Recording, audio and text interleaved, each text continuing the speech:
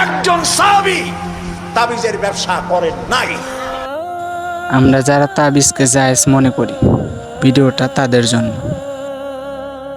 দেখুন, দেলোয়ার হোসেন সাইদি সাহেব তাবিজকে বলতেছে শিরিক, আর আমাদের প্রত্যেকটি বাচ্চার গলাতে তাবিজ, আর আমরা নিজেরাও তাবিজ ব্যবহার করে থাকি।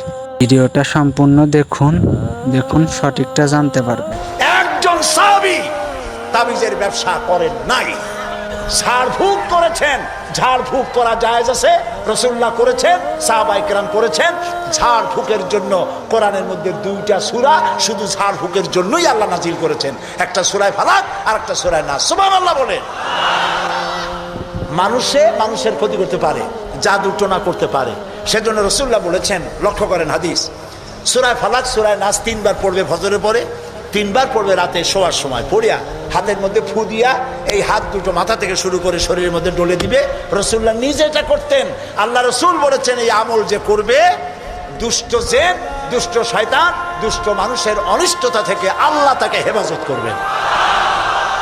সুতরাং এই তাবিজের ব্যবসা ছাড়া উচিত এবং সব রকমের শিরক থেকে মুক্ত হওয়া উচিত। তাহলে আল্লাহ তাআলা আমাদের প্রতি রহম করবেন। আল্লাহ তাআলা জিজ্ঞেস করছেন, ছেলে মেয়ে, সুস্থতা অসুস্থতা মানুষের কাছে চাও কেন? আলাইসাল্লাহু বিকাফিন আবদা।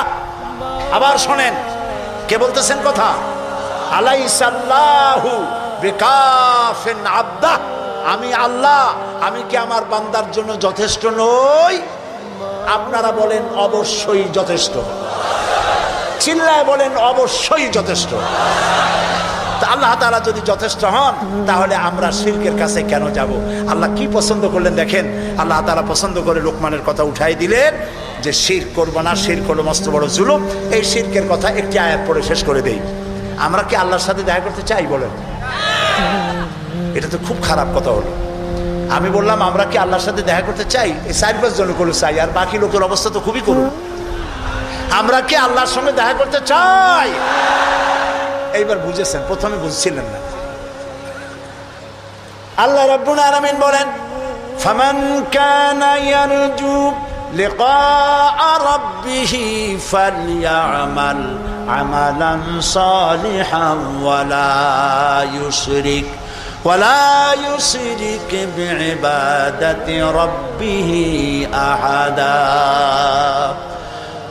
যদি কেউ রবের সঙ্গে দেখা করতে চায়, তোমরা যদি আল্লাহর সঙ্গে দেখা করতে চাও, 2টা কাজ করবা। 1 নম্বর হলো ভালো ভালো কাজ করো, নেক কাজ করো। 2 নম্বরে আল্লাহর ইবাদতের সাথে কাউকে শরীক স্থাপন করবা না। শিরক থেকে যদি নিজেকে বাঁচাইতে পারো, আল্লাহর সাথে কিয়ামতে দেখা হয়ে যাবে। সুবহানাল্লাহ বলে। সুবহানাল্লাহ, সুবহানাল্লাহ। ভাই, মানুষের সচেতনের জন্য ভিডিওটা শেয়ার করে দিন।